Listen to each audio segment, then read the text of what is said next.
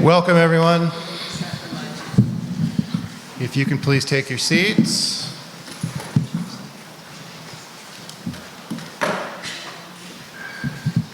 Thank you for coming. Welcome, welcome, welcome to the third quarterly New York City Commitment Update hosted by the Gowanus Oversight Task Force. I'm Ben Margolis with James Lima Planning and Development, which is the task force's facilitation team.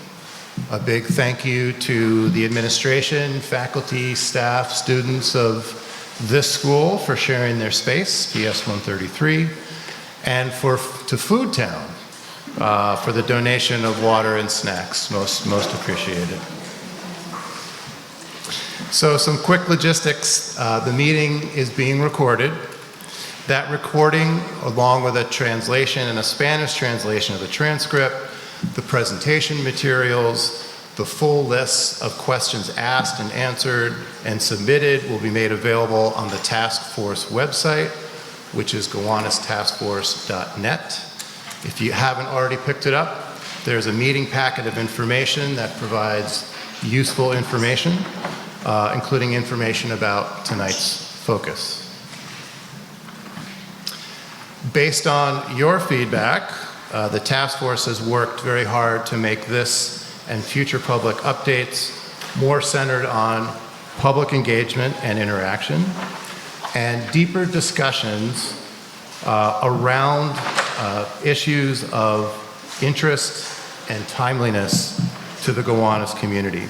Tonight, the task force chose to dive into sets of the city's 56 Gowanus commitments, which they are calling focus areas, that address two pressing areas of interest. So we're going to have information in progress on waterfront public space and amenities, and also flooding and sewer systems, specifically projects to mitigate flooding. So we'll be hearing directly from and engaging with New York City agency partners from the New York City Departments of City Planning, Parks and Recreation, and Environmental Protection, and from members from 3 different task force committees as well. And this is how it'll flow. To keep the meeting to 2 hours, we've allotted 45 minutes each for the 2 focus areas, with 2 breaks for discussion in each focus area section. So out of the 45 minutes total, 25 of those will be dedicated to discussion and question and answering. You'll see this information again, but when discussions turn to you, the audience, we aim to alternate between questions written on note cards, which you should have picked up in the meet and greet area, that we'll collect during the meeting. So once you have a question, you can pass them down to the side, and we'll have 2 people collecting them in each aisle. We also have a mobile microphone, so we'll be alternating between questions read and answered and those asked live. We'll see how all that flows. Some important guidance: questions relating to the specific focus area and city commitment being presented, either waterfront public space and amenities or flooding and sewer systems, will be prioritized. Please ask 1 question at a time and don't make it a 5-part question. Let's collectively do our best to stick to the time limits and be respectful. All questions and answers, whether out loud or submitted on a note card, will be posted on the task force website. Please raise your hand as this is your first task force meeting. Fantastic. Welcome, everybody. For those of you who are new, the task force is 30 community volunteers, many of whom you hopefully met tonight in our milling about section of the evening. After years and years of planning and advocacy, oversight of the city's commitments was a major community priority during the rezoning and continues to be. This task force is actually commitment number 1 of the 56 commitments made by the city, and it is working in strong partnership with 13 different New York City agencies and with strong and active support of Gowanus elected officials to solve issues and advance $450 million worth of commitments and investments, including $200 million to address priority capital needs in Gowanus Houses and Wyckoff Gardens. The 56 commitments, if you really think about them together, hold the potential to positively impact quality of life in Gowanus for decades and decades to come.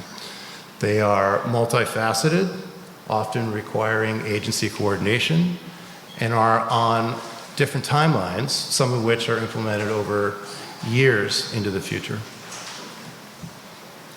So the task force works with agencies to track all 56 of the city's commitments. The latest agency updates are available on the website, on the commitments page of the website. All 56 are in your packet. The most relevant commitment for tonight's focus area discussions are also highlighted on a couple of pages.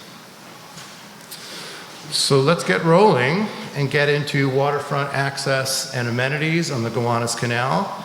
I'm going to give it over to members of the Open Space, Waterfront, and Public Infrastructure committees and to partners from Planning and Parks. Questions might come to you, the audience, as you listen and learn about the information being presented. Just a reminder to prepare on your card or ask live questions about this specific focus area. City commitments under discussion would be most appreciated. Great. Diana? Good evening, everyone. How's the sound? It's okay? Thank you. Great to see a lot of familiar faces out there and also some folks coming for the first time. My name is Diana Gruberg. I'm the Landscape Director at Gowanus Canal Conservancy and also a member of the task force on the Open Space and Waterfront Committee. And I'm joined up here also by members of the Public Infrastructure Committee, Tony, SJ, and Johnny. And we're really excited that tonight we're going to be doing a different kind of update from the agencies. We've been working really closely with both the Department of City Planning and the Parks Department on trying to present something to you that will hopefully give you some insight into what's happening. So we're going to hear a deep dive into the rapidly developing waterfront, which anyone who's walked around in Gowanus recently knows that it's happening. So we asked them to present on the status of what's going on along all of these parcels, both for the privately owned public esplanades as well as the public access points, which are also known as street ends. So they'll be presenting on those, and we've also asked them to talk about how these new public spaces are aligning with the community's goals for the waterfront, including both access and amenities, including things like water access, restrooms, playgrounds, signage, all of that stuff that we heard a lot at the last meeting that folks really care about. We really wanted this to be a bit of a conversation between the agencies and the community, so there will be two opportunities for those questions that Ben mentioned. So really encourage folks to write down questions on the papers or think of them in your head and be ready to ask them. And with that, I'll hand it over to DCP and Parks. Good evening, everyone. Is the audio okay? Just make sure you speak pretty close to the mic. Okay. How about now? Better? Okay.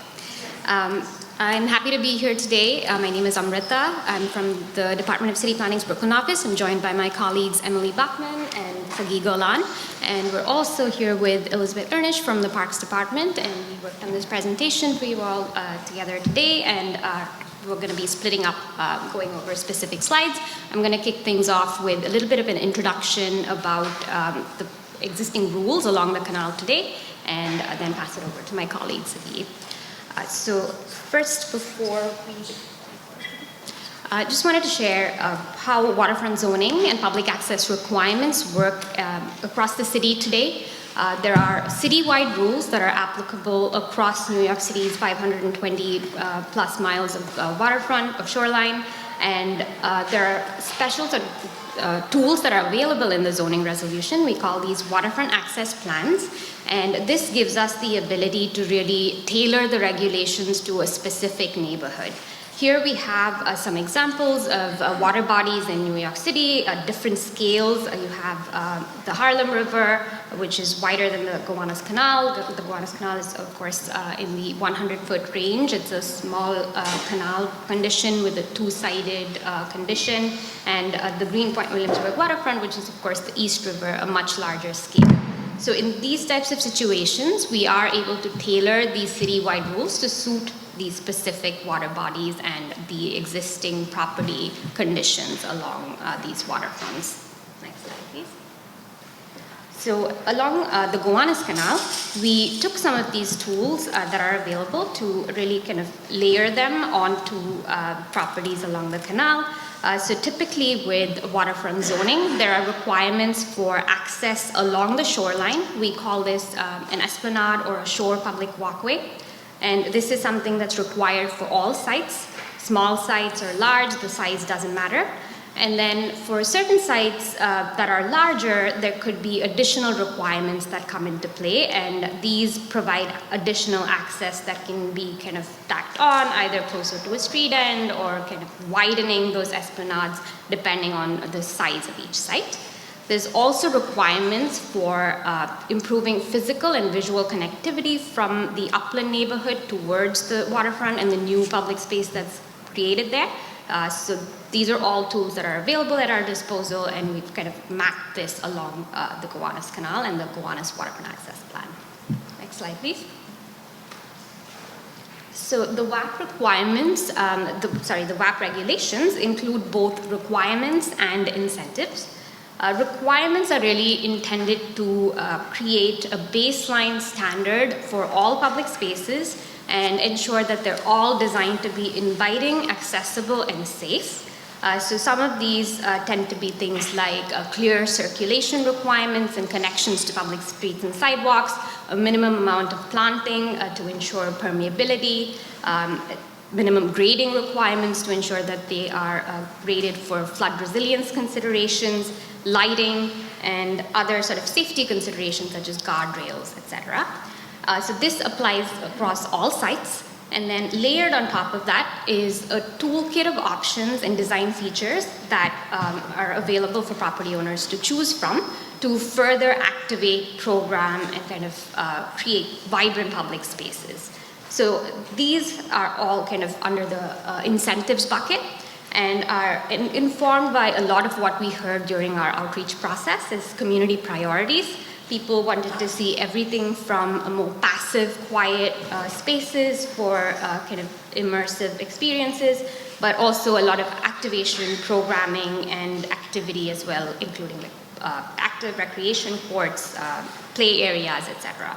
So the goal of the regulations is to allow for a range of these conditions to occur and for zoning to not get in the way of creating these public space designs.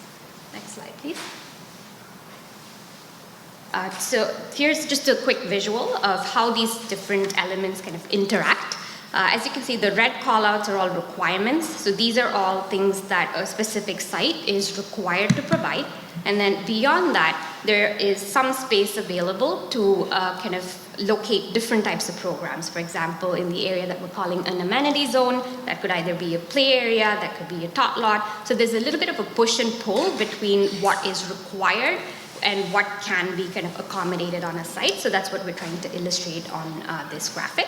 And it also has to relate to what is happening on the inside of a building. So there's site program considerations, the ground floor use, how the building is being elevated to meet flood resiliency requirements. So all of these factors and how they kind of relate to each other inform the site planning decisions that different property owners make across the canal. Next slide, please. And then Diana had mentioned public access points or street ends. So we just wanted to briefly touch on this as well.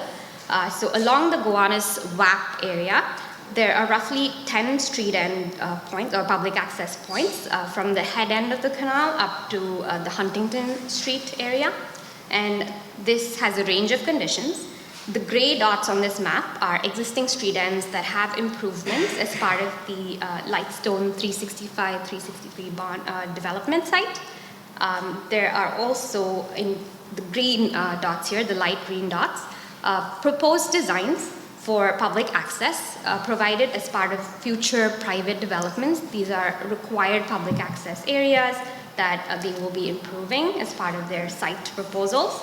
And the three dark green circles are street ends that will be improved as part of neighboring city projects. Some of them are planned and ongoing, whereas others are future projects. And the pink dot on this map is essentially a location where one half of the street has already been improved by a private property owner, and the other half would be required in the future to provide public access. So I'll pause there for a question. Great, so that was a lot of information, probably some old, probably some new, I would bet. I'm going to ask the committee if they want to ask one question just to get the discussion going, and then we'll have 10 minutes for the audience, Q&A. So this is maybe too big of a question, but you mentioned the incentives versus requirements, and we were curious what are the biggest challenges that you've been facing as you've been working with the various property owners to realize this vision? Sure. What I would say is, in terms of challenges, for the most part, it's always space constraints. There's a lot that people have to juggle with regards to grading and building new buildings that have to meet higher flood elevation standards, things like that. So that's happening on the upland side. There's also a desire to elevate waterfronts for resiliency considerations, but at the same time maintain that visual connection to the water. So that push and pull means a lot of grading that needs to happen across a short kind of frontage. And there's also a really important goal of ensuring that all public spaces are universally accessible. So ADA access is a big one as well.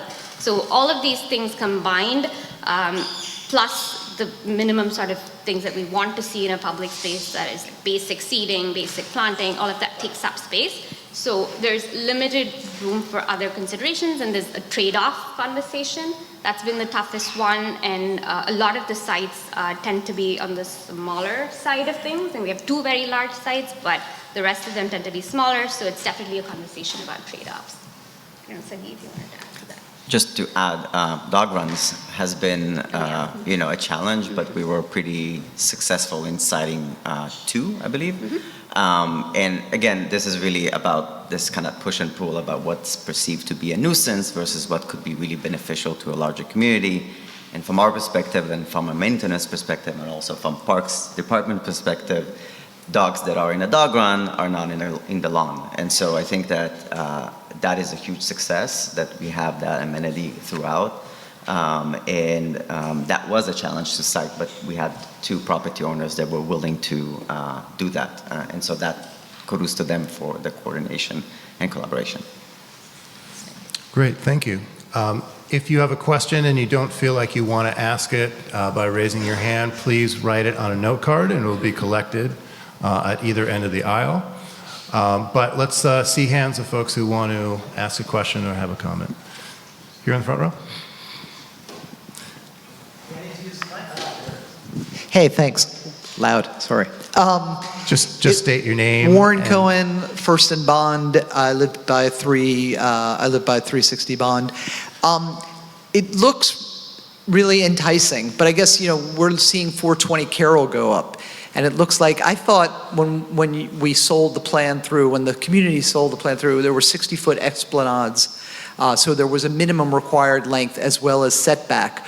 420 Carroll, I'm right there. There's like a 15-foot at best distance between the building and the water, so it doesn't seem to, the very first building doesn't seem to adhere to what we'd hoped for, and it's one of the large sites. It's one of the 224-foot buildings with actually a 224 and an additional 15-foot building. So I don't know if you want to talk specifics, but I'm worried that that's sort of like a bad precedent. It looks great on paper, and then the first building looks like it's not living up to what it's supposed to be.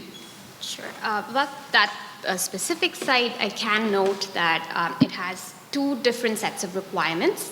The canal frontage, again, is one where we can require public access consistent with the citywide standard, so it tends to have sort of a wider portion.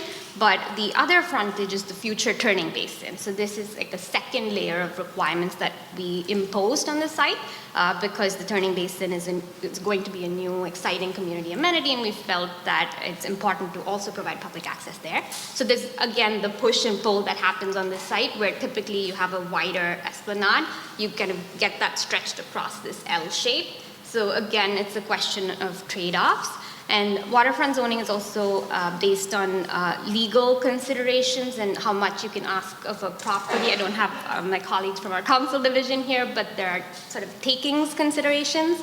Waterfront zoning requires up to 20% of a property to be set aside for public access. So it's that 20% that has been configured in this manner. And a lot of the sites are also going above and beyond that 20% and doing more. So for example, at 420 Carroll, at the prolongation of Nevin Street, it's only required to be visual access, but that site is also proposing physical public access. So once again, trade-offs. I just want to add that in the second portion of the presentation, we're going to go through a much more detailed summary of all the certification proposals we've been processing in our office. So we'll go like a tour north to south along the canal to see some details. David? I'm David Cooks. I'm with Arch Guas. I think probably everybody can hear me. My voice carries. I think use the mic. Doesn't carry enough. Could you go back to the previous slide, please? So in your legend, can you don't include the red X or the blue arrows or the purple line with the blue arrow, and I'm just curious to know what those indicate. Sure. We have a slightly more detailed version in the appendix, but I can explain. So this map is from our city map website, and the purple areas are what's called paper streets. They are mapped streets that don't exist. They haven't been built out yet. And the X denotes portions that were demapped in recent years. That said, the blue line here, because of the waterfront access plan tool that we have available, we were able to kind of create a street-like connection. It's called an upland connection. It functions similar to a street and is intended to provide public access from Bond Street to the waterfront and on the other side from Nevin Street to the waterfront. So apologies for not having that on the legend, but we have a more detailed version. And that's President Street, basically. That's right. Yep. The DMAP prior President Street, correct. Great. Are there note card questions? And if you have a note card question, please raise, put them up in the air, and then we'll come up and collect them.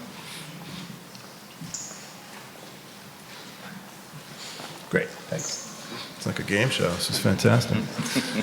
Are there any submitted designs that include incentives? Certainly, but we will touch on that in the second portion of this presentation. Great. Yes, here. My name is Arnie. Who's responsible for maintaining all the esplanades? Each property owner is responsible for maintenance, but go ahead. Sure. So the Parks Department enters into a maintenance agreement with each of the property owners. It's part of the restrictive declaration, which you can find, it's part of the public record.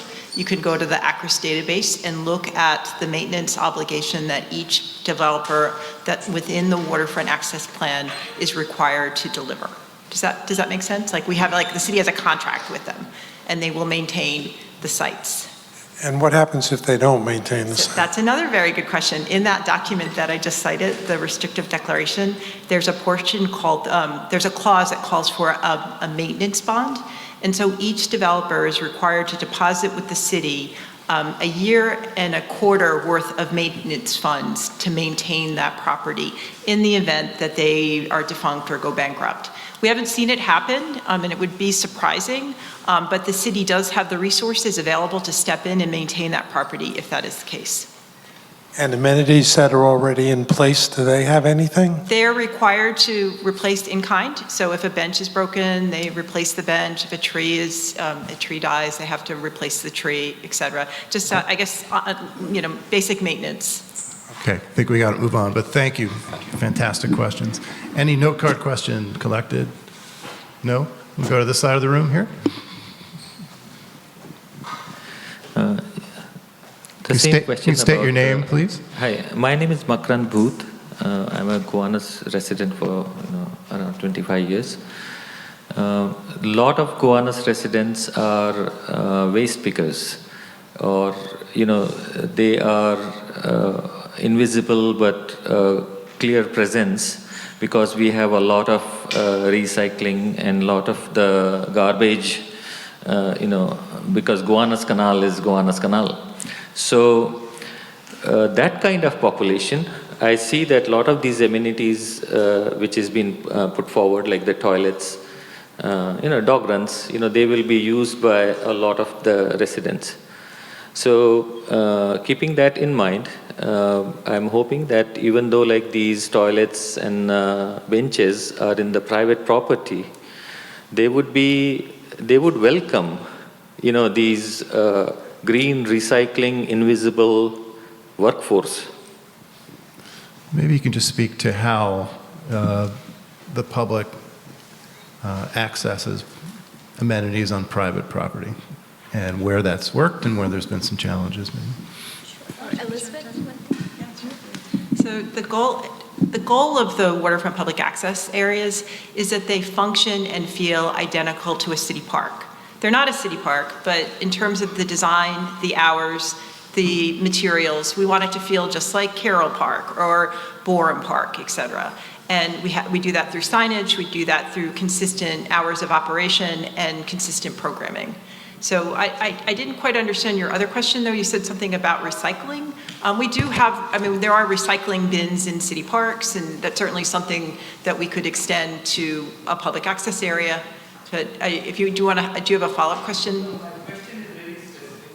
It's not about the restrooms and benches and the recycling bins. It's about the people, the residents. There is a very large invisible residents, who are involved in waste picking, garbage. They are the green workforce. Whereas, what do we have for them? And because, this is a private property, and then, we have this thing maintained by the park department and etc. These residents, they are actually doing, there is a lot of garbage, there is a lot of waste, a lot of hauling in that area. And the Gowanus Canal is actually specifically does a lot of that. So we have a lot of concentration of floating population day and night coming there, picking up garbage, containers, etc. And I'm looking at the toilets and the benches. A lot of time they will be used by these people. And my concern is, since this is an invisible but a large population, a lot of time we see that they are deterred. So how these waterfront amenities and the walkways, they will welcome this population. No, of course. It's going to be open People, to the not public. benches. Yeah, of course. No, parks are for people, for sure. Okay, I'm going to make a suggestion that we let city planning and parks take us on a bit of a tour and go into depth a little bit on particular projects, both moving and getting a sense of their progress, but also planned projects as well. And I think that will set up an additional round of longer discussion with the audience. So if you want to take your next set. Sure. Again, my name is Sagi Golan. I'm the Deputy Director of Urban Design Office at City Planning. Thank you for the task force for your guidance for this presentation. It was very fruitful. So what I will attempt to be doing, one second. Is this the right order? Is it the right order? Here? Yeah. Okay, very good. This gives you a complete overview of the Gowanus Canal's private properties that went through a process of certification or in the process of finalizing their certification within the Department of City Planning in collaboration with the Department of Parks. We are talking about 8 parcels total, and then another, in addition to a 9th parcel that we acknowledge as Gowanus Green, which is kind of another subset, which is not subject to our certification, but we do want to acknowledge the known site plan and the specific design that they have shared with the community in previous meetings.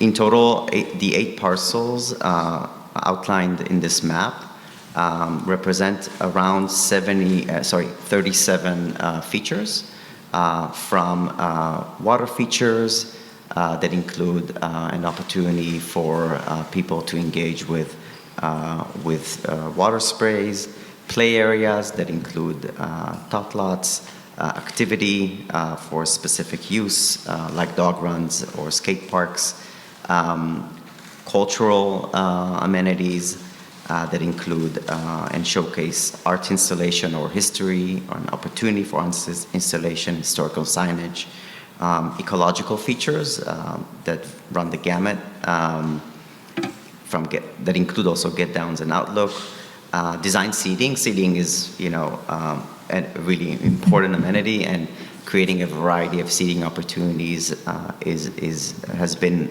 really welcomed by all the property owners.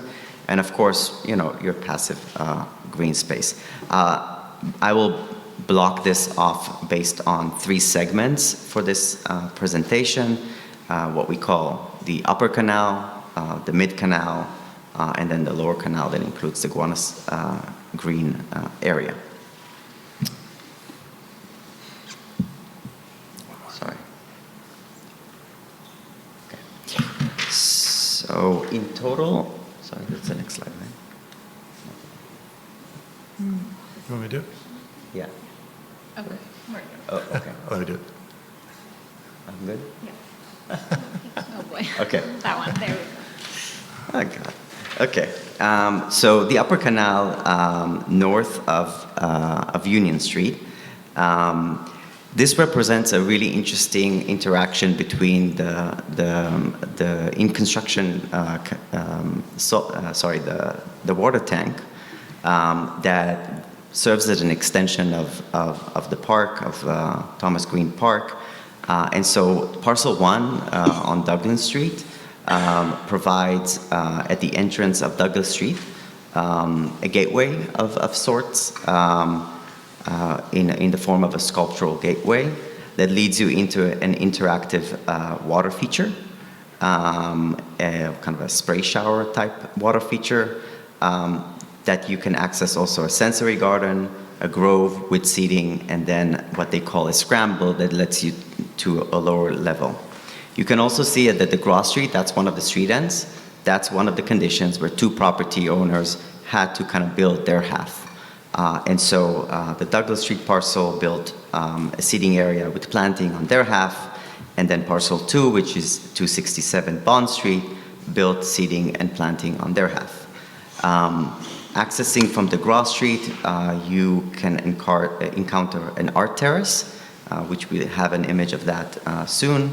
Also a sculptural playscape with interpretive sculptures for all ages to be able to enjoy, and then leading into Sackett Street, which welcomes you with a plaza, and then at that end of that street, we'll have a get down into closer to the water, which I believe there is going to be also a proposed gate at that location for a potential future water access.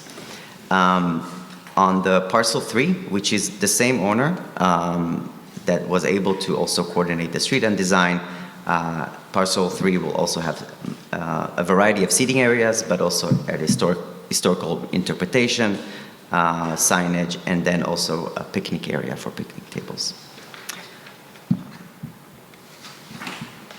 The next slide shows you 2 images. On the left, parcel 1 with the spray shower and water feature. located on the bottom left, and on the right, you can see towards the right of the image the play area that includes also public art in teal. Moving down between Carroll and Union, we have two large parcels. Those two large parcels, 300 Nevins, parcel 5, three large parcels, two large parcels and one small parcel. 6A, 450 Union, and then 313 Bond, 6B. The two large parcels, 5 and 6B, also have what Amrita mentioned, upland connections.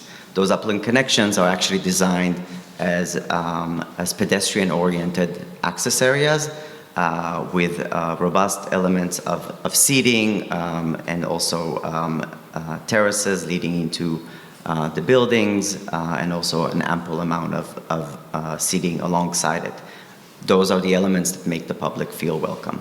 They're also connected to the two bridges, which is a requirement per zoning, which they also had to kind of navigate a lot of grade changes. Okay, on the east, parcel 5, 300 Nevins provides a large area, the culmination of the extension of President Street for pop-up programming.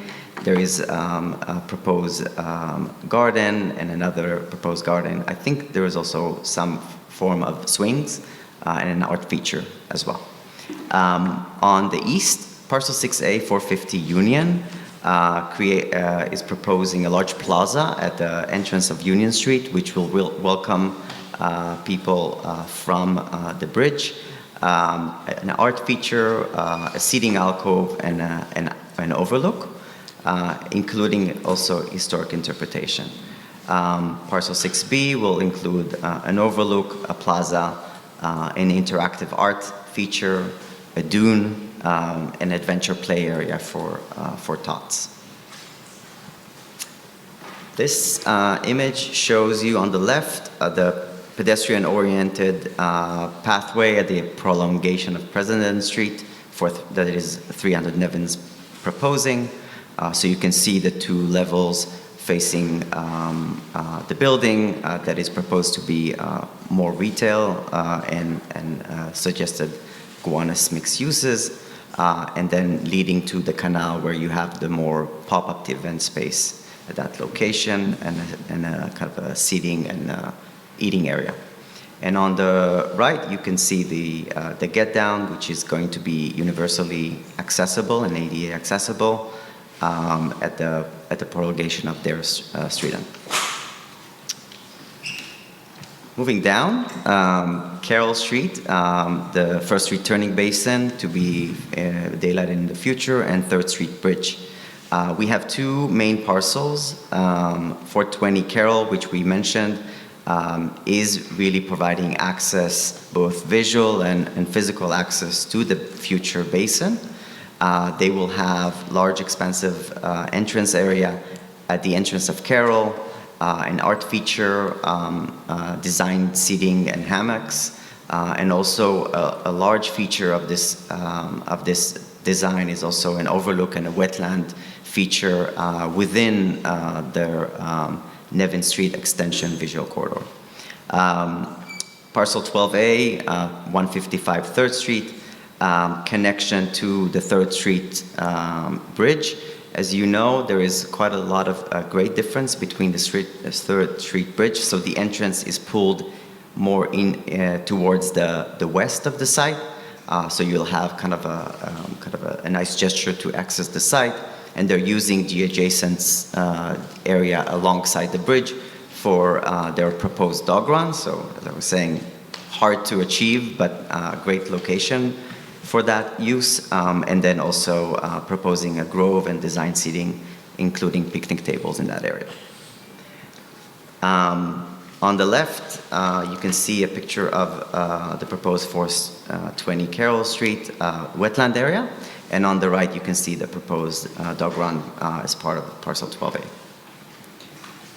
Large, but not least, really a beautiful moment along the canal where a lot of open spaces that are proposed are going to actually converge and meet.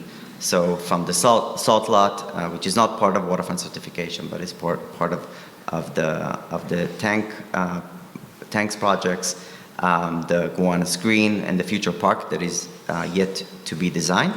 I would note here that 459 Smith is one of the largest parcels in the Gowanus waterfront access areas, and it is providing a robust amount of features and amenities, including dog run, a large lawn, art features, and also slides leading from one level to the next, a terrace area, a recreational grove, and a lot of other features that promote active use, and a picnic area. They also committed to work on a boat launch that is going to be forthcoming. This is an image on the left that shows you the play area and the slides, which we're very excited about, and then and an amphitheater seating as well, leading the culmination of the street. So we were asked to also talk a little bit more about the challenges that we faced. I think, one of the things that we're very excited in Gowanus was the fact that we had an opportunity to almost coordinate and across many parcels. That's a very rare opportunity given the speed of development here. In Greenpoint, Williamsburg, the pace of waterfront certification was very different. It has its challenges, but it has its opportunity to really try to coordinate amenities across the board. But it doesn't go without challenges. So in terms of water access, we encountered a lot of hurdles, and the Gowanus Oversight Task Force has raised concerns as well. But some of the things that also Amrita was mentioning is the great challenges, the limited depth to accommodate those features. There are competing priorities with other amenities, and then there are also cost and operational considerations. We wanted to put, potential pathway forwards. We think that we should continue advocating from our side, from your side, from the community side, advocating for the inclusion of boat access and floating docks, even in subsequent actions as well in the future. And then particularly with areas where we have already proposed gates, like the one I mentioned on a second. Public restrooms, really important amenity. We all acknowledge that. We have nobody that was willing to propose it to date. We did institute a floor area incentive in the form of a bonus. It was not utilized to date. There are maintenance concerns and considerations. Some developers were voicing that it is too early for them in terms of their ground floor programming to commit to such an amenity in terms of their location in their building. All things that we think are reasonable concerns, but we do want to continue pushing, and we believe there are ways to do that. We want to continue advocating to the inclusion of bathrooms in new buildings, but also if it's not part of the waterfront WPAA process, there are opportunities to include them within the retail areas and make them open to the public, like many other developments across the city. And Elizabeth can also speak to examples that we have that across the city. If you'd like, yeah. Can you do it in 1 minute? Oh, yeah, sure. Just two quick examples. In Upper Manhattan, in Inwood, there is a waterfront certification site, and the developer is foregoing 2 parking spaces and providing us a bathroom in the garage space, and that happened separate and apart from the certification process. And then in Long Island City, there's a boathouse that was built as one of the community facilities in a ground floor building there, and their requirement for tenancy is that they have to provide a public bathroom for the folks going to using that park there. So we have a way forward, but we do need your help on the bathrooms. Yes. Thank you. So I'll do quickly. I have 30 seconds, You do right? indeed. 26 now. So successes, we're very happy to be here, and we're very proud of the work that we've done collaboratively on this. But in terms of the things that we've got, right? We got tot lots, multi-generational and universally accessible spaces, opportunities, and we have public art, historic interpretation, 2 dog runs, overlook get downs, a lot of gathering spaces. We have performance spaces, a lot of opportunities and proposals for native planting, wetland areas, active ground floor frontages on all buildings, and additional open areas and expansive entrances to the open space. And how can you help us continue shaping the proposal?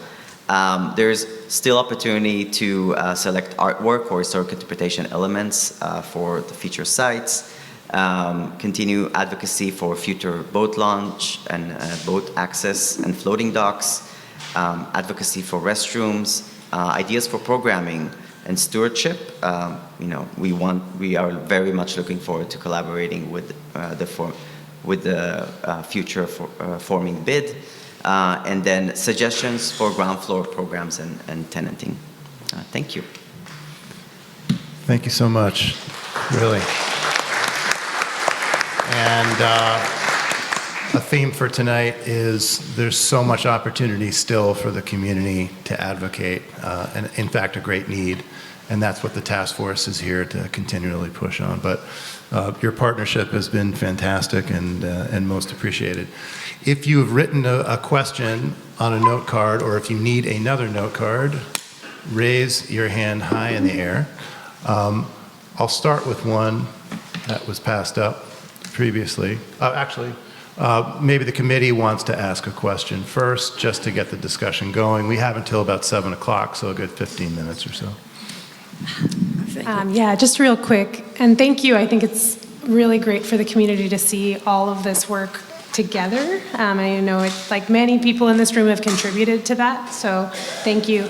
I think as we look, thinking about some of those pieces that are still not quite there, like the water access and the restroom, and you mentioned things that the community can do, and I was curious if there's more specifics about that, like how that advocacy should flow. Should we be talking to private landowners? Should we be talking to you all? Like what can the community do to make sure that the overall, this future 20-acre park really meets the needs of the community?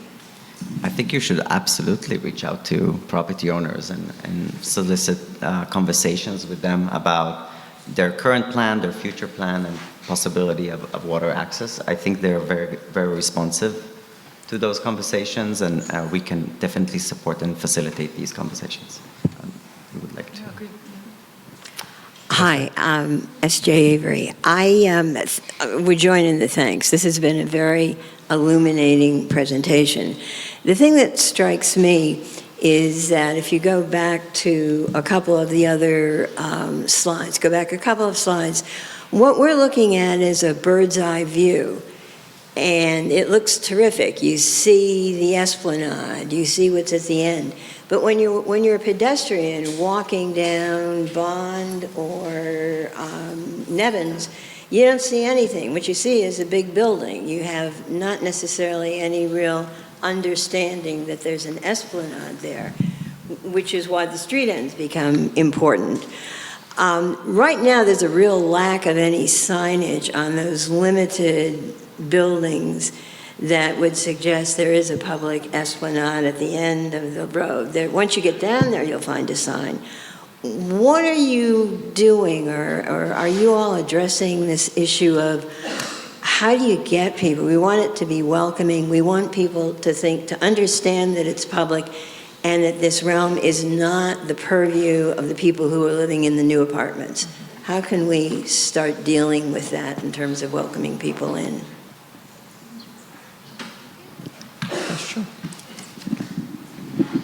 So that's a really great question, and I would say that for minimum sort of signaling that the space is public. We have signage requirements within the public spaces, but it doesn't quite get to the point you're bringing up, which is how do people know that there is public access there? I think one way to address it would be through a future bid if there are opportunities to signal more broadly, area-wide, that this is happening. I think that would be a great way to go about it. And once all of the public access is built, there will be additional vantage points from which you will be able to see the public access, for example, from the bridges and from all of these new public spaces that will be created along the canal. So as this linear network kind of connects up over a period of several years, we're hoping that it becomes very well known that this is a very public esplanade that runs throughout the length of the canal. I don't know, Sagi, if you wanted to add. Yeah, so I'm very happy to hear you're eager to see the esplanade built. We are too. And I think that once you see the first esplanade already built, right now all you see is building and a construction fence. So it's hard to experience what would be open space. But once you start seeing the construction fences go down, trees are going to come up, there's going to be active uses, you start seeing a more complete picture of what the experience would be. What's very unique about Gowanus is really the activation of the ground floors, which is going to be very different than many of the other waterfront open spaces that exist in the city. And that, together with the very short streets that you need to traverse between the Upland Street and the canal, will make for quite an accessible feeling, we believe. I think that there are other ways to do it through wayfinding strategies, through technology. But in the end of the day, as a pedestrian, the urban experience that we believe will be built here would be compelling enough to know that something is there and it's public. We're very confident about that. Thank you. I'm going to riff off the ground floor statement with a question from Note Card. Are there parcels where ground floor uses connect to the waterfront access area? Yes. So for the most part, almost all of the sites have public-facing uses proposed along the canal, cafes, restaurants, that sort of thing. And some of them also have terraces that kind of protrude into the public access area. So there's going to be a lot of activation and visual sort of connectivity between the proposed ground floor uses and the public space. Thank you. Questions from the audience? Peter?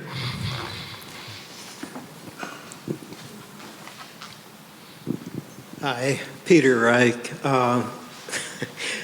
The question of, as the canal's cleaned up and we're inviting people to use the waters, emergency egress from the canal, whether it's via street ends or esplanade owners willing to take the risk of having an emergency ladder, or just life preservers, anything to help people that don't want to be in the canal get out of the canal. Absolutely. That is something we've heard before as well, and these are really important amenities that should be kind of attached along the guardrail across the length of the canal. It's not something that's required in the zoning, but the zoning does not prevent people from providing it either. So we would love the continued advocacy from the community for the inclusion of these features frequently along the canal. I'm advocating. Sorry?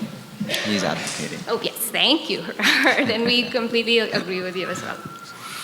Great. Quickly off a note card, sort of related, are vehicles allowed on any of the, I would assume this is WAP space, including upland connections? If so, where are any garage access points located within the waterfront public access areas? Only emergency vehicles are allowed on the pathways. So for the most part, no vehicular access is proposed within the WPAA. And we work very hard to make sure that that is pedestrian oriented. So thank you for the question. Great. Here? Hi, my name's Alma, a longtime Brooklyn resident. Who will be making the rules for these spaces? Will the community have input on the rules? We know rules are made to exclude certain populations. And also, who will be enforcing rules? Hi, Elizabeth from the Parks Department. So the rules are almost identical to a city park. So in terms of access, they're free and open to the public. Guidelines on you can't have a private event, you can't have amplified music, so all of those sorts. Anything that applies to a city park applies to the waterfront public access areas. So we think that that's a pretty high standard. There is some room for, if the community did want to put on a special event, that is permitted with coordination with the Parks Department and the owner. But again, just think of them as like your local park as much as possible, and then that will help kind of color what's allowed and what's encouraged in that location. Will the buildings have private security? I can't really speak to that, but I know that the public is allowed to enter the public access areas during open hours.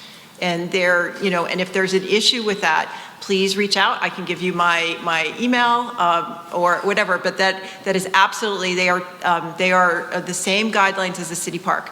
Of course, if a patron is engaging in something illegal or something of that nature, which we won't get into, but yes, people are invited. There's not going to be any kind of profiling. People are allowed, and even now, it's a good example. If you look at the Whole Foods Shore Public Walkway or 365 Bond Street, you'll see that those are heavily used spaces. And if you travel up to Greenpoint, Williamsburg, those Domino, et cetera, those function like city parks, and that's our goal here as well.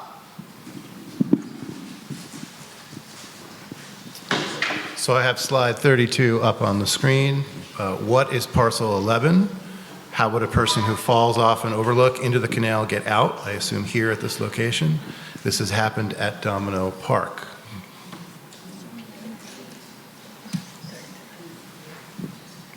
Oh, parcel 11. Parcel 11 hasn't been designed yet.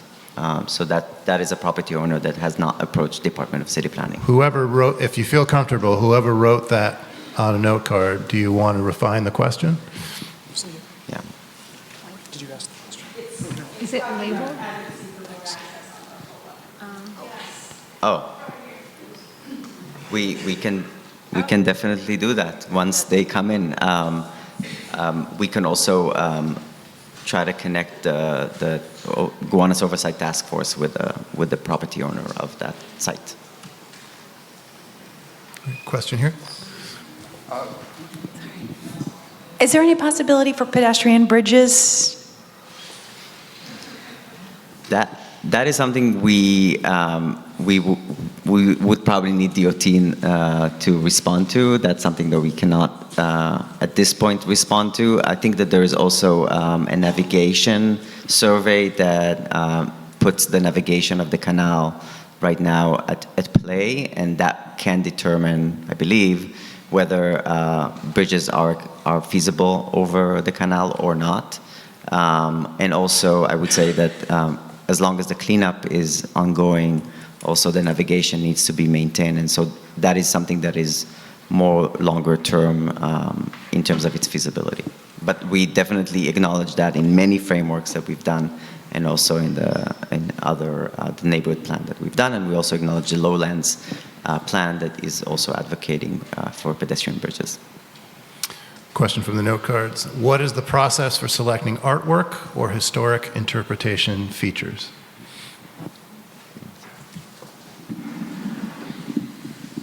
So this waterfront certification process doesn't necessarily require people to define the artwork or the sort of the fixture or furnishing that's going to occupy the space that's defined for art. What we do is designate a zone, and it has a certain square footage requirement, and there may be other considerations such as height, etc. But it is this volume of space within which any artwork can be accommodated. So the intention is to be as flexible as possible, so property owners can work with local artists and propose art that would make sense for that particular site. The art can also change over time as long as it's kind of replaced in kind. We also work closely with Parks Department on the construction and implementation of these proposed designs, so I can pass it over to Elizabeth if there's any additional points. It's a really good question, and again, what's interesting about, this is where it does deviate between a city park and a public park. In a city park, if you're putting in public art, it's really challenging. You have to go through all this review, you need to come up with a maintenance fund, and it's usually a permanent monument. With these waterfront public access areas, there's a lot more flexibility. And so that's there isn't this adherence, this isn't public property, so there isn't such an august review. So I would say once I know the Gowanus bid is up and running, that they'll be a great partner in terms of having more temporary art installations along the canal.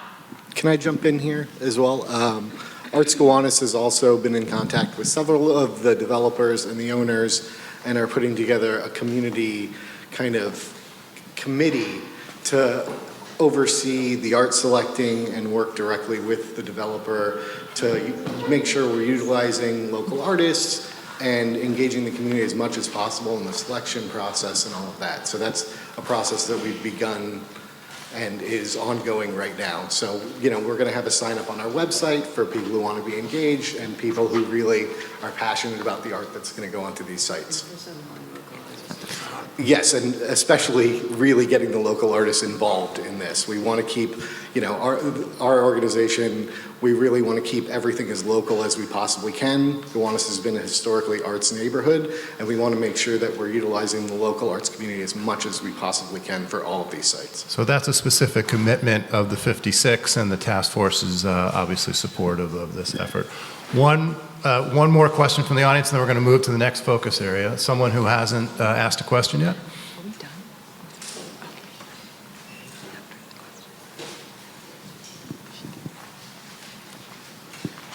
Hi, I'm Kimberly. I've lived in the neighborhood for 23 years. Could you put the mic a little closer to you? Sorry. I was wondering if there are bike paths or if biking is allowed or not allowed.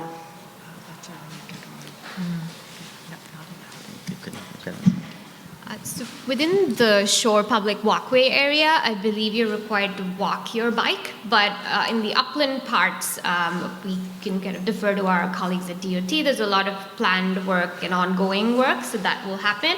But along the waterfront public access area, you're required to walk your bike.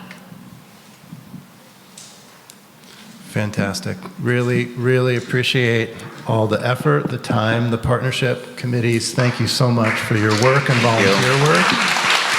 That was fantastic. Okay, we're going to turn our attention quickly to issues and commitments around flooding and sewer systems. I want to invite down to the tables members of the Sustainability and Resiliency Committee and our partners from DEP. Hi.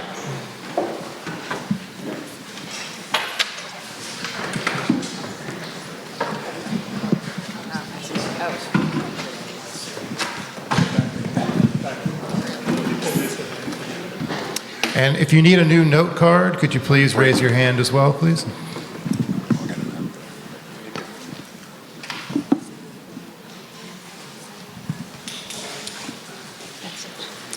Just a reminder, questions might come to you as you listen to information being presented.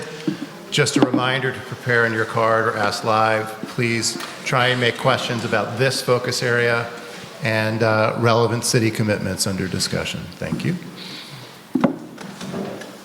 Great. You want to introduce yourself? And, Hey, everybody. Nice to see actually, I'm sorry. Yeah, let's do let's do the committee. Do you want to try and frame the discussion a little bit? Sure, just real quick. I'm Rachel Stein. I'm one of the co-chairs for the Sustainability and Resiliency Committee. We work proactively with agencies to ensure that they implement city commitments related to flood mitigation, waste cleanup, and energy efficiency retrofits in our neighborhood. We're pleased to feature DEP at this quarterly meeting as they have made significant progress on city commitments that could minimize combined sewer overflow, or CSO, and other storm-related issues. Based Based on questions and concerns we've heard from the community, we asked them today to specifically discuss sewer system upgrades in the community and provide some details about the unified stormwater rule and how that will reduce stormwater runoff into that system. We hope we can demystify the processes behind the promises, and we look forward to your questions. And we're pleased to welcome back Alicia West to present on behalf of DEP. Thank you so much. Can everybody hear me okay? Yes. No. Mic moves closer. How about now? And Alicia, you have a clicker here. No? What is wrong with my mic? Get as close as you can. Oh my goodness. Hello. Hello. That's better. Okay. Hey everybody. My name is Alicia West and I'm DEP's Director of Public Design Outreach for the Bureau of Public Affairs. My colleague Melissa Enoch, who is the Managing Director of Green Infrastructure Programs and Partnership, is going to do the second half of our presentation today, but I'm going to kick it off this evening to give you just a general overview of what our agency does. I know some of you, this is your first task force meeting, so just to take that step back, give you a sense of what DEP does for the city, and then zoom in on what we're doing in Gowanus, and then talk about some of the sewer improvements. Click here. Yeah. So DEP, our mission is to enrich the environment and protect public health of all New Yorkers by providing high quality drinking water, managing wastewater and stormwater, and reducing air noise and hazardous materials pollution. And so every single day, DEP is hard at work delivering 1 billion gallons of drinking water, and we're also treating 1.3 billion gallons of wastewater at the city's 14 wastewater treatment plants. Our agency also maintains 7,000 miles of in-city water mains, 109,000 fire hydrants, 148,000 catch basins, and 7,500 miles of in-city sewers, as well as 96 pump stations that are a critical part of that system. So we're busy. Specifically, our work in Gowanus is really focused on managing stormwater runoff and reducing combined sewer overflow. You'll hear us refer to that as CSOs, into the Gowanus Canal. We're also working to maintain and improve sewer infrastructure to reduce sewer backups and flooding. More on that in a bit. And really, I think what's important to understand is that the city has a multifaceted approach to this, right? We have a lot of tools in our toolkit that we can use to solve these problems. And that includes things like gray infrastructure, which is, sewer upgrades, pump station upgrades, the combined sewer overflow tanks, which we'll talk a little bit about later today, and also the flushing tunnel. Many of you may be familiar with the flushing tunnel that brings oxygenated water into the Gowanus Canal from the harbor. So those are sort of examples of what would be gray infrastructure. And over the years, the city has spent a tremendous amount of money making investments to improve that infrastructure. We also use green infrastructure, and in Gowanus, we have greened 29 acres through 149 green infrastructure projects. And we also have the ability to regulate stormwater management on private and public properties. And so that's a really important key piece of how we're solving this puzzle. And Melissa will speak about that again later. Okay, so taking the giant step back, since we always talk about combined sewer overflow, and there's always at least one person in the room who doesn't know what that is. Gowanus, like about 60% of New York City has a combined sewer. And what that means is that when you flush your toilet or run your shower or sink, that water is going basically to the same pipe that is draining the rainwater off of the city's streets. So during a rainstorm, the system can get overwhelmed. Basically, when the amount of water that's produced by the storm is greater than the capacity of the pipes. And when that happens, it can result in combined sewer overflows, right? So the combined sewer has sort of a fail-safe, right? So if it's overwhelmed, it has what's called an outfall to a local waterway, and it tips over a weir and goes out into that waterway. It can also result in sewer backups, so that can be overflows from manholes in the street, catch basins, also basement sewer connections. I'm sure many folks in this neighborhood are familiar with that. So zooming in a little bit to talk about the infrastructure upgrades that we've been asked to speak to tonight. 4th and Carroll Street has had an issue of chronic flooding for as long as anyone can remember. And DEP has been evaluating an alternative solution that is going to alleviate that flooding. Back when the rezoning went through, we had an idea of how to crack this nut. We've been hard at work to figure out a more efficient way to do that. And this is an image of some flooding in 2019 at that intersection. So as we were approaching our alternative design analysis, these were the principles that we were using. We wanted to increase the capacity of the sewer.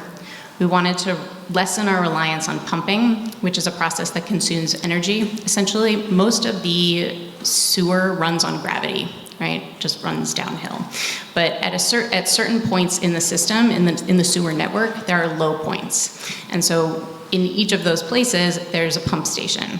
And there's 96 of these all across the city. And what that pump station does is it basically pumps that water up from a lower elevation and then to a higher elevation, still underground, and then lets it travel along its way to treatment.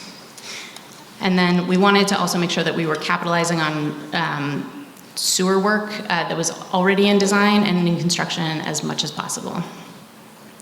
And this is an image of some sewer improvements that are in progress on 7th Street between 3rd and 4th Avenue. And this picture was taken just a couple weeks ago, so many of you may have walked by this construction site. And that is actually the first phase in 3 phases of work for this solution. So I'm just going to walk you through this phased plan. So the first phase is on 7th Street between 3rd and 4th Avenues. That's fully funded and in construction. And that job is going to be increasing sewer capacity there by 78%. Phase 2 is on 4th Avenue between DeGraw and 7th Streets. That's the bit in green on this slide. And that's going to be increasing our sewer capacity there by 167%. That project is also fully funded and is in design. And then phase 3 is on 3rd Avenue. It's the bit in blue between 7th Avenue and 22nd Streets. And that's going to increase the capacity of that sewer by 495%, which is kind of amazing. And that is also a funded project with $114 million. Okay, those little boxes should be arrows, but it's not showing up very nicely for you. So let's talk about the impact to this very problematic intersection. So when phase 1 is complete, which should be next year, we'll see a 40% flood reduction in this intersection. So the map included on this slide is showing you a typical storm modeled in the existing conditions, right? So we're going to be resolving 40% of that flooding in 2024. Phase 2, which will be completed around 2031, will show 50% flood reduction. And then by phase 3, which will be completed in 2033, we're looking at a 100% flood reduction for that intersection.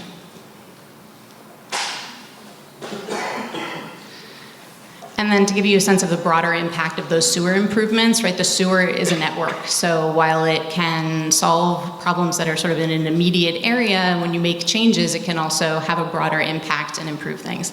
So our phase 1, so let me just walk you through what this map is. So this map is showing, you can see in dark gray, that's the phase construction area. And then there's sort of a pink overlay, which is about 184 acres, and that's the drainage plan area. And then the broader area, which is shown in light green, is the tributary area, and that's 1,300 acres. So for phase 1, again, which should be complete next year, we're going to see a broader impact of a 4% flood reduction in the drainage plan area, so in that pink area. Phase 2, we're getting 33% reduction in that pink area, and a 1% reduction in the tributary area. And then in phase 3, which again will be completed around 2033, we're going to see an 83% flood reduction in that drainage plan area, that pink area, and then a 19% reduction in the tributary area. So all very exciting improvements. So under this plan, the big change is that in the prior plan, we needed to essentially supersize the pump station that's on 19th Street to be able to move the volume of water that we were expecting from a lower elevation up.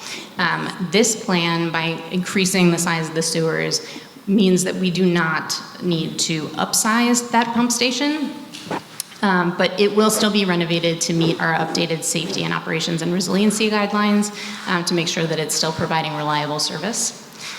So the current plan is much more efficient than what we were previously looking at. We're reducing costs by over $150 million. We're also going to be able to expedite our schedule to meet our commitment in terms of the timing to resolve this, and that's huge.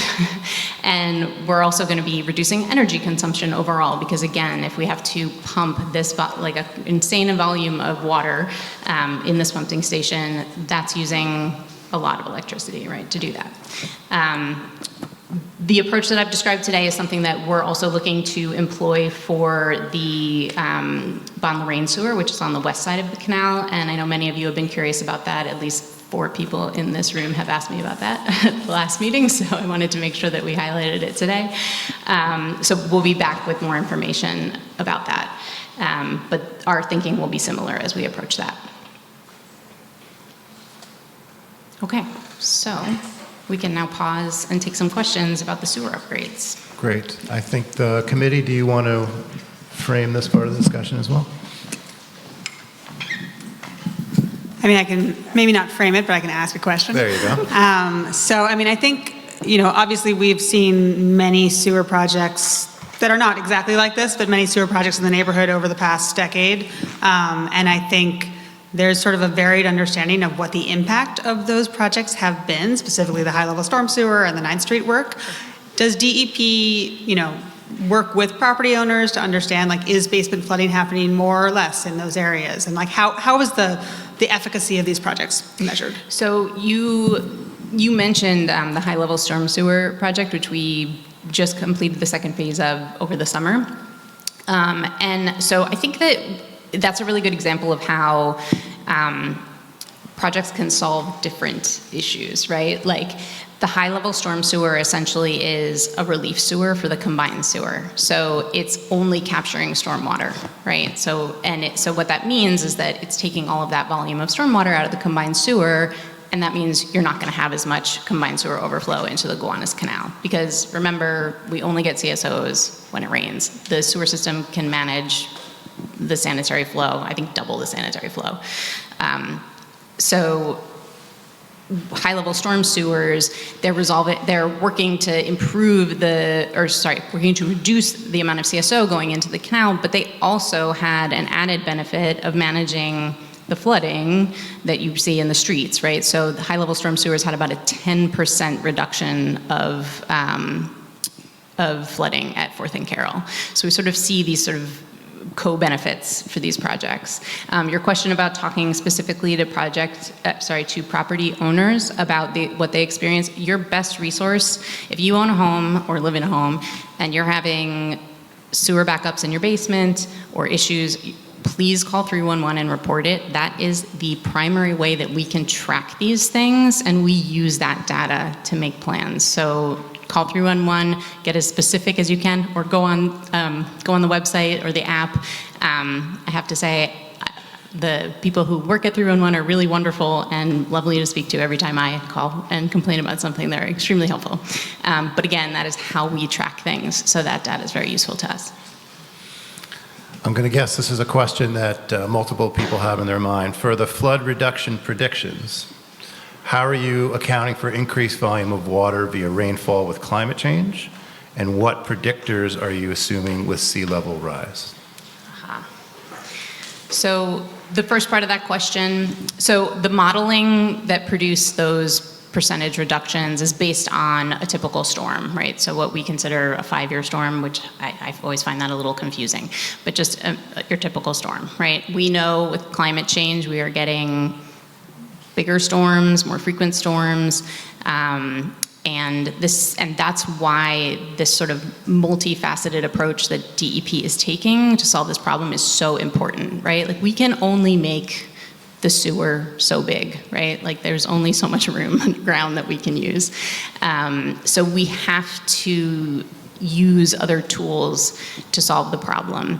And so Melissa's going to talk a little bit more about that in the second half of our presentation, but also understanding the green infrastructure assets that the city has put in this neighborhood. We visited some very beautiful ones on 6th Street yesterday. That the Rain Coalition is helping maintain, and all of that working together is going to work towards solving the problem. But it's like a big, scary existential problem with climate change, and we have a lot of tools to work with. Question from the audience, someone who hasn't yet, please. Hi, Gary.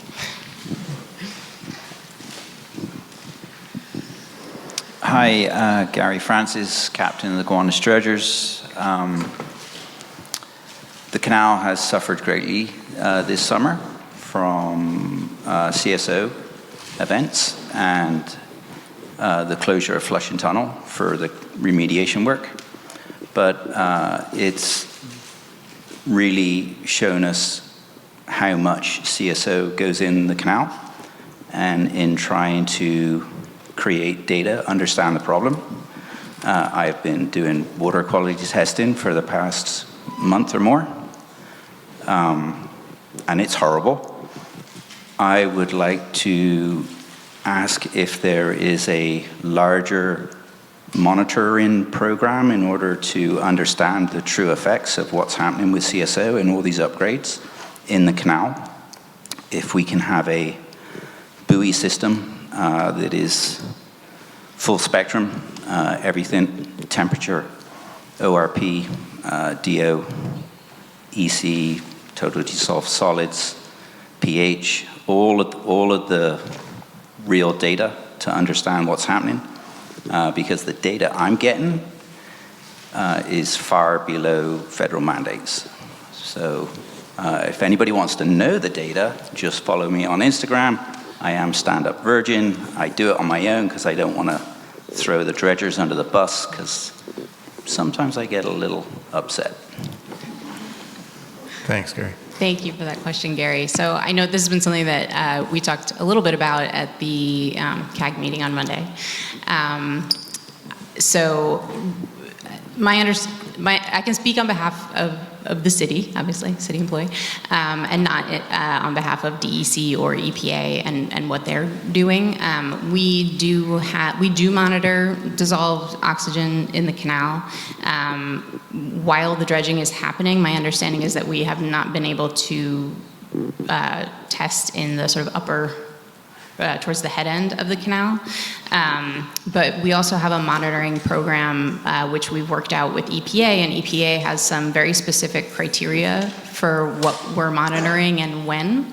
And that's something that we've been discussing with the committee as well, and we shared the monitoring criteria with the committee. And I'm happy to share that with you, Gary, as well. But some of the criteria we found to be challenging because there are certain things in there that would require, so let's take this week, for example. So it rained today.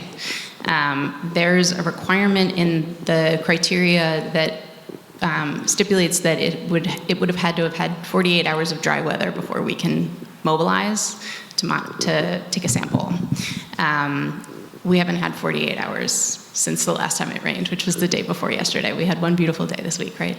So that's an opportunity where we're prepared to sample, we're prepared to mobilize, but because of the criteria, it doesn't meet the criteria for that. So we've been engaging with EPA to sort of look at that criteria again. I don't have an update on where we are because that conversation is in the works, but we can continue to have that conversation. And you have my email address, right, Gary? Okay. Great. One more question from the audience, please. Yes. Ooh, this is loud. Good evening. My name is Carl Cellini. I own a home on 14th and 3rd with my fiance, Casey. So certainly appreciate the DEP's efforts in this regard. about a year after I purchased my home, we had some pretty significant flooding. To my surprise, was completely unfamiliar with the issues that were transpiring in the neighborhood. And so based off of the slide that you guys presented, I think that I would be benefiting in phase 3 of this proposal. So, you guys had mentioned, I think somewhere around $158 million in savings. I'm wondering if there has been any thought or conversations around any financial sort of incentives or any financial support that you guys are going to be providing homeowners in the interim who are suffering financial losses from these flooding occurrences while you guys are going through your proposal, or through your upgrades, rather? That's a great question, and congratulations on your engagement. So I want to get back to you with some more specifics on this because it's not something that I'm super familiar with, but there is a process. So there's a couple of things. There are things that you can do to flood-proof your home and things that, to counteract the things that you're experiencing. And we can connect after, and I can connect you with some of that information. But there's also a process, I think through the comptroller's office, if there's a flooding incident that you can submit a claim. So let's connect afterwards, and I'll try to get you some more information. I just have one more question from the note cards, and then we'll get on to the Unified Stormwater Rule and its application in Gowanus. Could someone speak to the projections and calculations related to population growth impact? I think we're going to get to that a little bit in the next part of Great. the presentation. Why don't we move on then? Sure. Thanks, everybody. Do you want? Does this work? I'm the person who asked that question. Maybe I wasn't as clear as I should. Oh, I'm sorry. I apologize.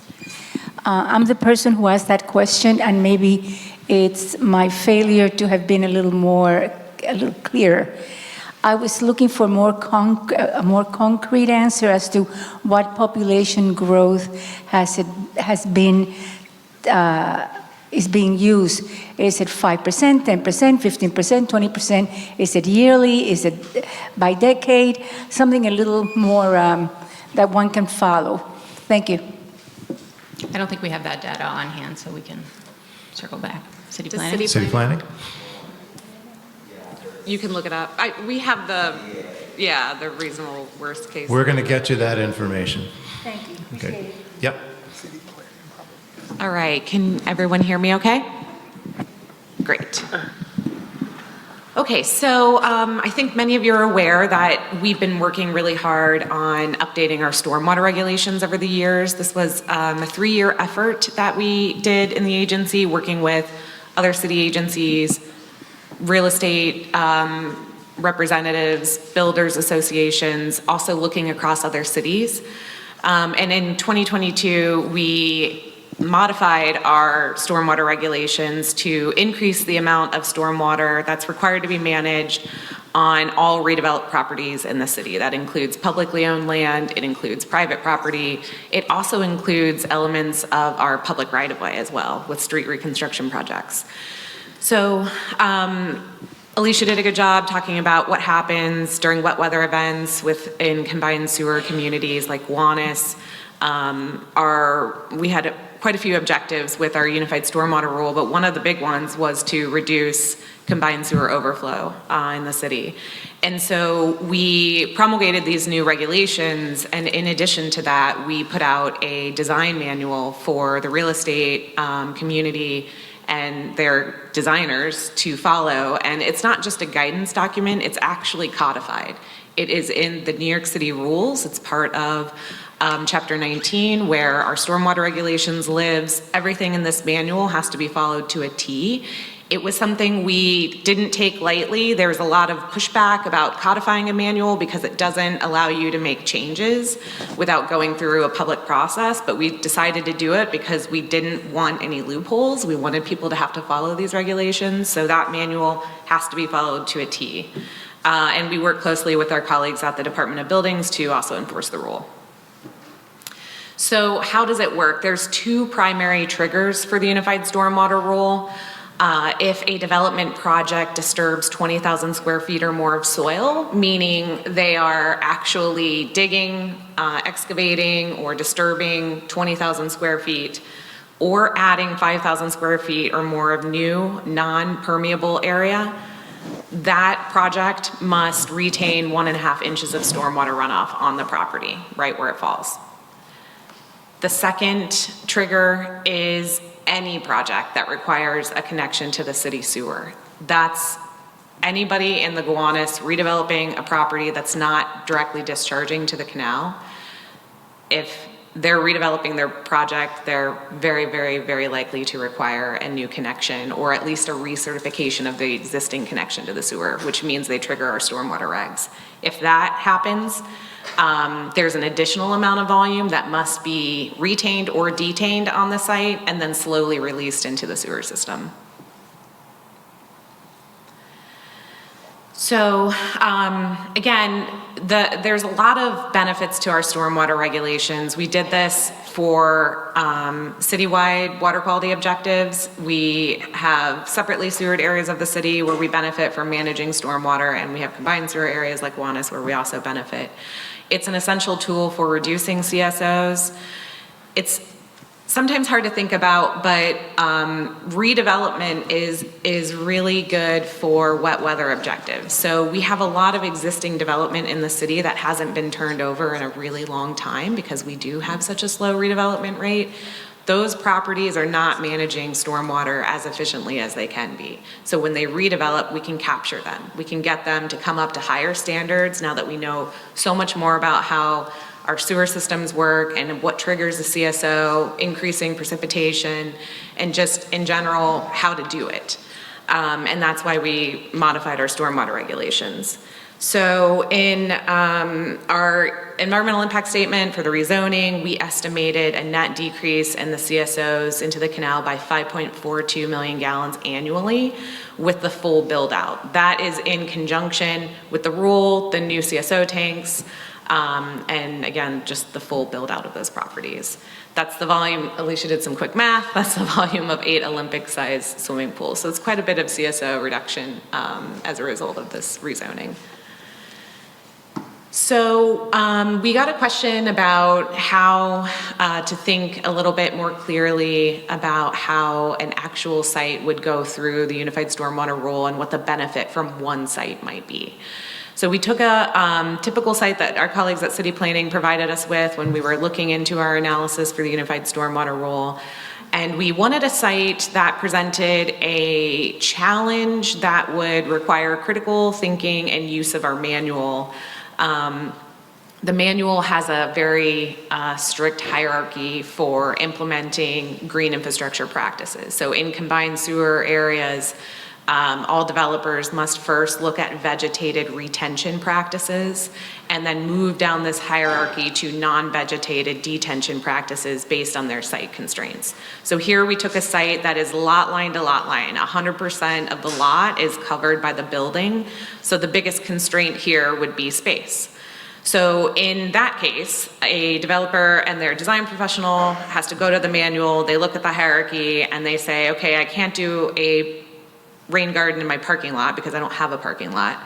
But the next best thing is a vegetated green roof on the rooftop, and that's a requirement. So in this case, we spec'd out a green roof to meet the retention requirements, and then blue roofs plus detention tanks to meet the detention requirements.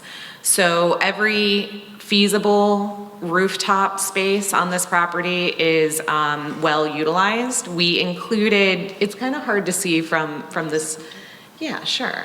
So you can see that there's a perimeter around the edges and around the stairs that doesn't have vegetation, and that's largely because we have, in the building code, there's setback requirements for green roofs. You can't go all the way up to the perimeter of the rooftop. You have to have a little bit of setback. Part of that's for maintenance, part of that's for FDNY clearance or other vision issues on the rooftop. So we accounted for that, and we also included blue roof slow release drains to allow for more standing water to happen and seep into the green roof. And then here we also have SMP3 as a detention tank that's in the lower, that would be in the basement of the building. So this is quite different from what would be allowed prior to our 2022 stormwater rule. So with the combination of these practices, 51% more stormwater has to be managed on the property itself. Any of the water that's being captured and detained is being released at a 63% slower rate. That's huge. That requires a bigger tank. It also requires different orifices that slow that water down. Green infrastructure wasn't required before 2022. A developer could have just come in and done a tank, no green roof. And now, because of the new rules, there's at a minimum a green roof plus the detention. And so we have worked hard over the past year with the state Department of Environmental Conservation to quantify our green infrastructure program in a way that allows us to calculate a conversion from stormwater managed to CSO reduced for every asset that we build. And so every asset has its own equivalency rates, stormwater to CSO, and every water body has an equivalency rate. And Gowanus Canal has its own equivalency rate. And so with that green roof rate and the Gowanus Canal rate, we calculated that this project alone is reducing 230,000 gallons of CSO every year from entering the canal. So that was something you all have been asking for a long time. The committee's been requesting that we get more into the weeds on how each individual redeveloped property adds up to the projected CSO reductions. And we took that, we understand that the ask, it's complicated because a lot of this work requires running models, hydrologic and hydraulic models. The city sewer system is dynamic.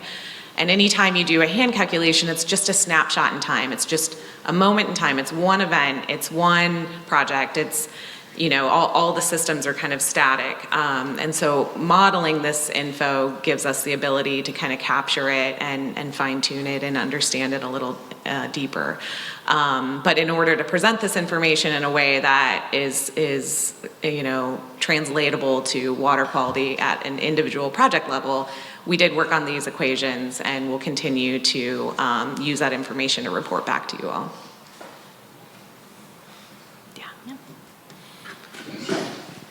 Sorry, I got it. Oh, I'm doing it again. Oh, God. All right, so Great. questions, thank you. I'm going to ask the committee if they have questions to start this discussion period. Yeah, thank you. That was a great description, Melissa. I'm really thankful that you put in the equivalency rates and how that will reduce CSO. And I think we're all very, was something that I think many folks in the room fought very hard to make sure that new development didn't increase pollution into the canal and actually reduced it. Are those models going to be ground truthed with actual monitoring data from water quality testing in the canal?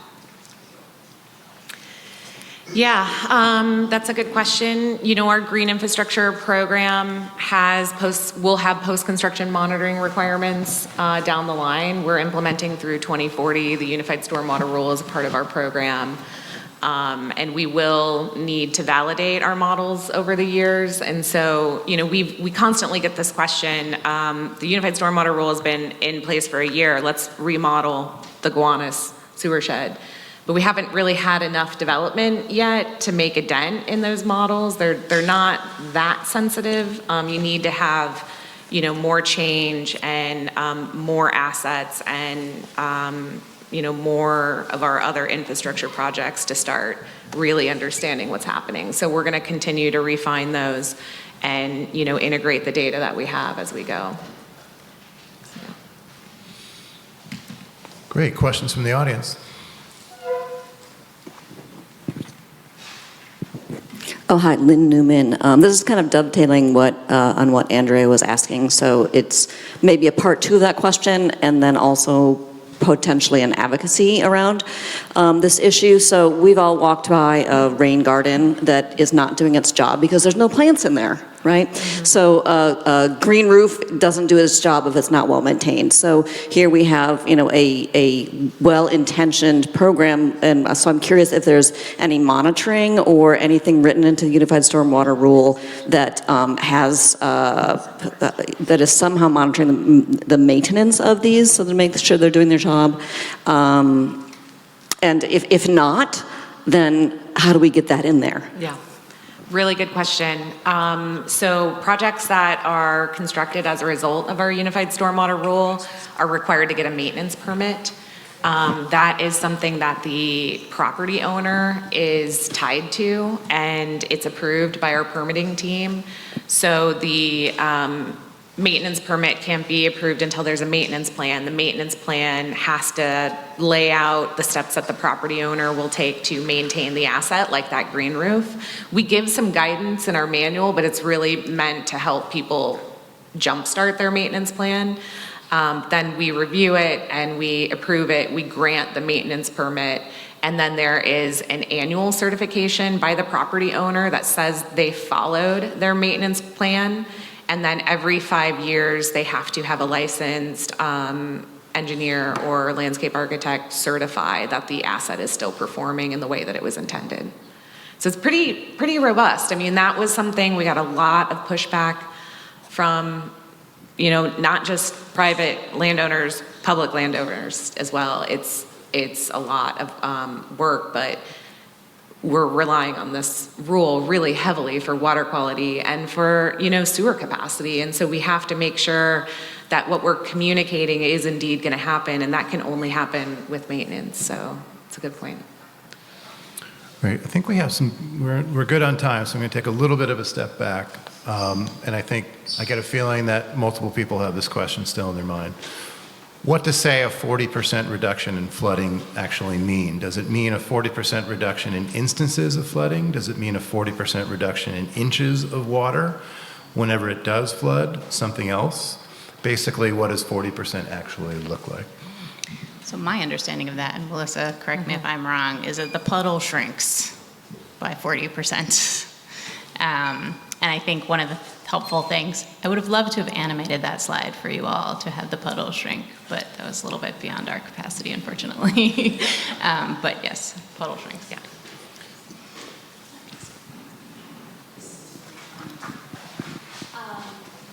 Hurricane Sandy was, oh, sorry. Hi, I'm Heidi, by the way. I live on Sackett and Bond. The Hurricane Sandy was because of storm surge. So can you talk about this, any plans to mitigate the effects of storm surges and how it relates with the Army Corps of Engineer plan, and how realistic is that plan, and are we going to see that, in years down the line, like a huge wall, gates, stuff like that? Heidi, let us get back to you with a little bit more information about that. Okay, cool. Thanks. It's a good question. Yeah. Question from the note card. It's in a couple different pieces, so I'm going to do my best job. If the person who wrote this is comfortable and you feel like you want to refine how I'm reading your question, please do. I think this is going back to the example of the specific case study that you showed. Mm-hmm. So full lot and big buildings, building roof has a lot of space, full of their bulkheads, solar. So green roofs are never feasible. I'm assuming that means because of the size of the building and the size of the roof. So how does the Unified Stormwater Rule account for that? What about white roof and runoff? And are there any real case studies that we can learn about? Yeah, that's a really good question, and one that we're actually in the thick of right now with some of our heaviest applicants for permits in the city. So we, back in August, convened a group of designers who represent most of the development that happened in 2022. And their number one complaint was that they can't do green roofs. And they said there's so much mechanical equipment, and we have bulkheads, and we have amenity space we need. And so we scoped out what we consider to be allowable deductions, and it's really nothing. Like if you have mechanical equipment, that's one thing, but it's not taking up 90% of your rooftop. If you have 60% of your rooftop left over after your mechanical equipment, you have to implement green roofs there. You cannot say that you want to put solar panels up because you want to generate income. You have to put green roofs there. So it's a challenge. It's just new. It's new for people. And so we are getting a lot of pushback. But we are getting green roofs. A lot of the projects that were submitted last year citywide, not necessarily Gowanus, were public projects, and we've been meeting a lot with the School Construction Authority. They're finding a way. If the School Construction Authority can do it, anybody can do it. I'm telling you, because they have constraints. They have real constraints. They have budget constraints.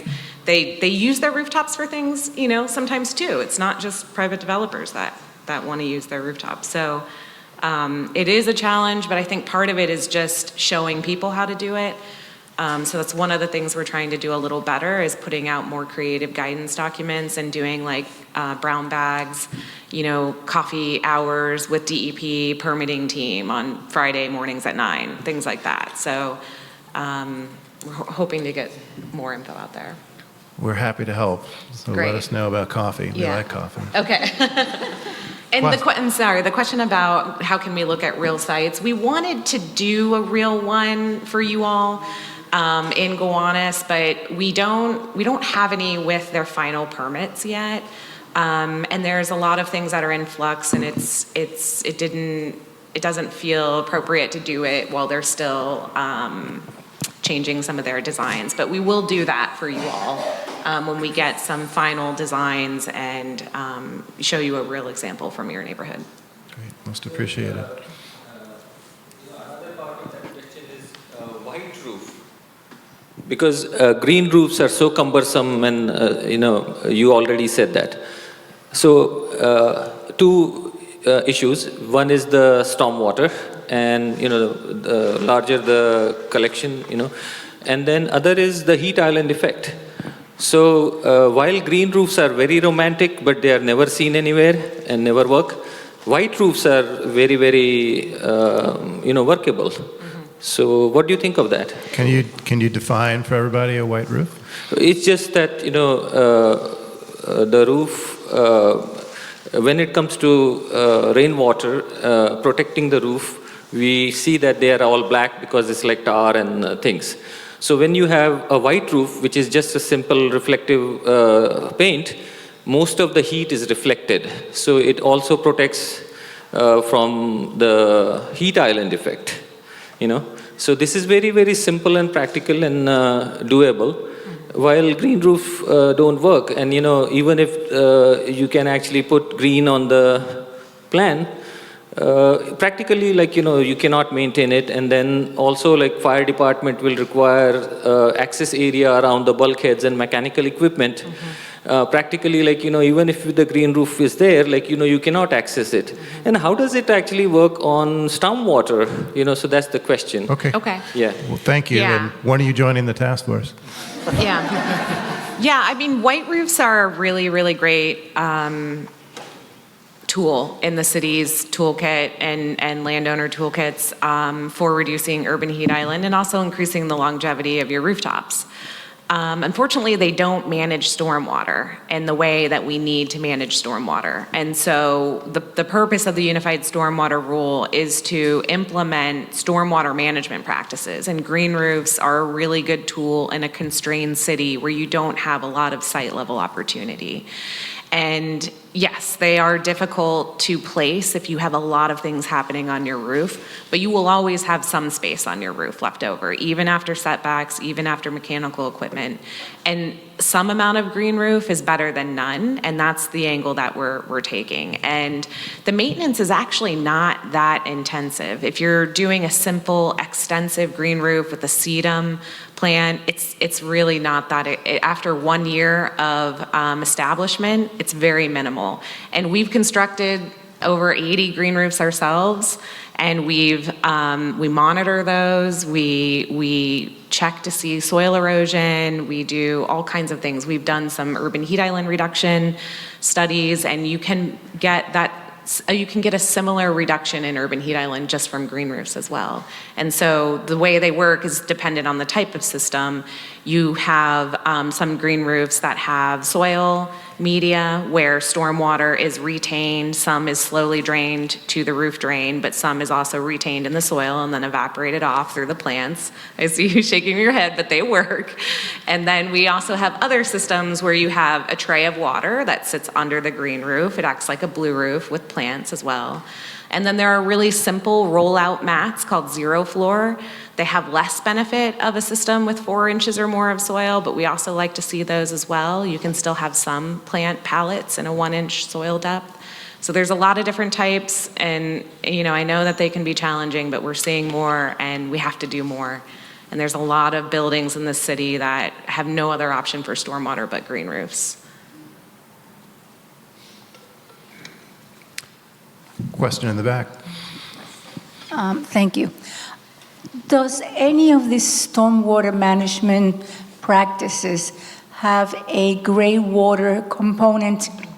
So, and I should say a required, not voluntary. So that, let's say, half the rain, of at any particular season then flows in for the toilets and whatnot.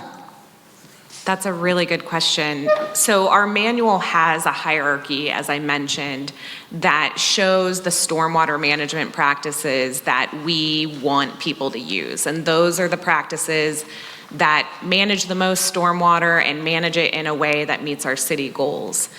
Systems that use stormwater reuse that is not dependent upon like a manual emptying get 100% credit all around. They're anytime optional. You can actually skip doing a vegetated practice if you're doing a fully stormwater reuse practice that's automated, that doesn't rely on someone emptying a barrel every day, but is using, for example, we funded a project with Local 1, the Plumbers Association in Long Island City, where they collect their rainwater on their rooftop and they use it in the showers for their plumbers. And we want to see way more of those types of projects. It's an excellent way to keep stormwater out of the sewer system on the property, reusing it, reducing potable demand as well. So yes, it's a huge tool here. We don't see a ton of it because it's still new and people are still trying to figure it out, but we would like to see more, for sure. Question here. Hi. I am wondering what else can be done for the 100 million gallons that will still, of CSO that will still be flowing into the canal. I think it's great to reduce by 5 million gallons, and that's a 5% decrease. That is in 10 years. Let's say climate change gets 5% worse, then we're just basically back where we started. And that's millions and millions of dollars. And this is a lot of work, thank you so much. But that's millions and millions of dollars of taxpayer money and time to be exactly where we would have been anyways, I think. And that 100 million gallons is 160 Olympic-sized swimming pools that are still going to go in the canal. I did that math too.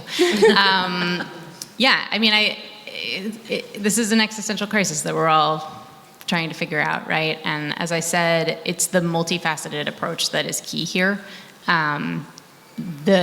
We can only rebuild the sewer to so large we can't possibly, rip up every street in New York City and replace the sewer or expand the sewer at the same time, right?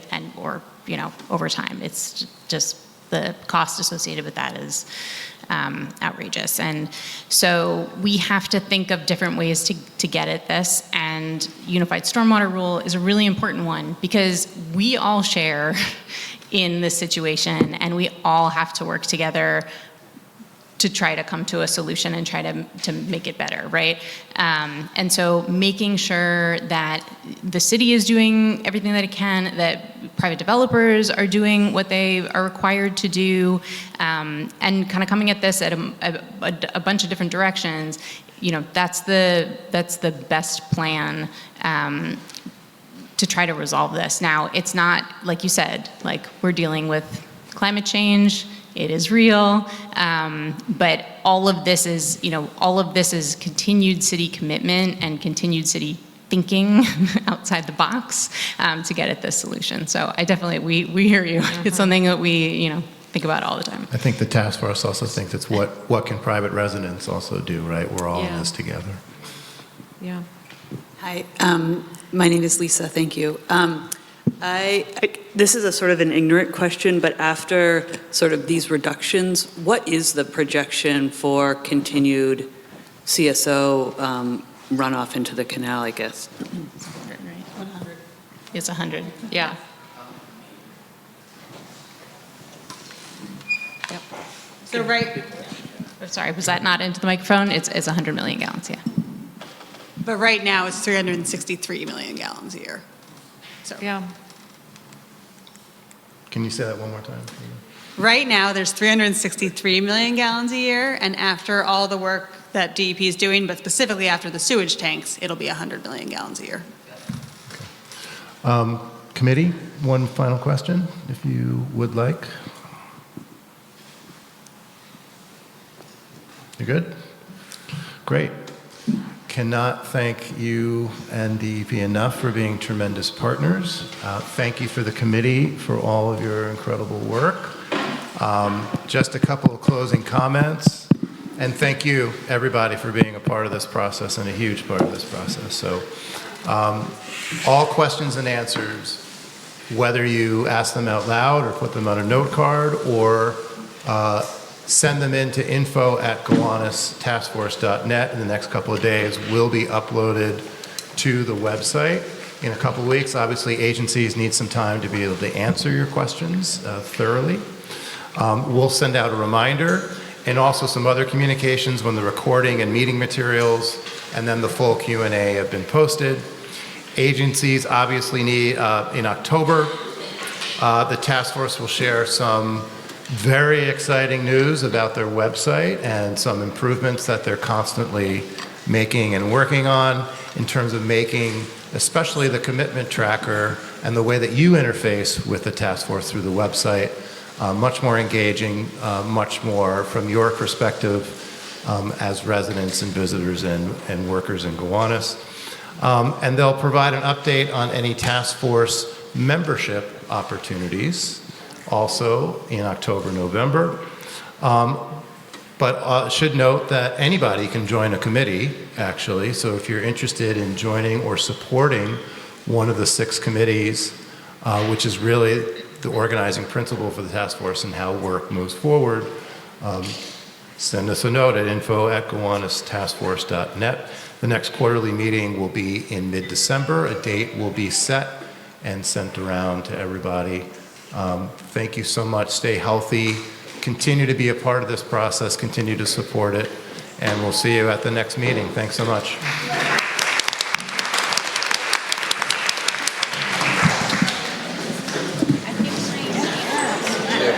Thank you.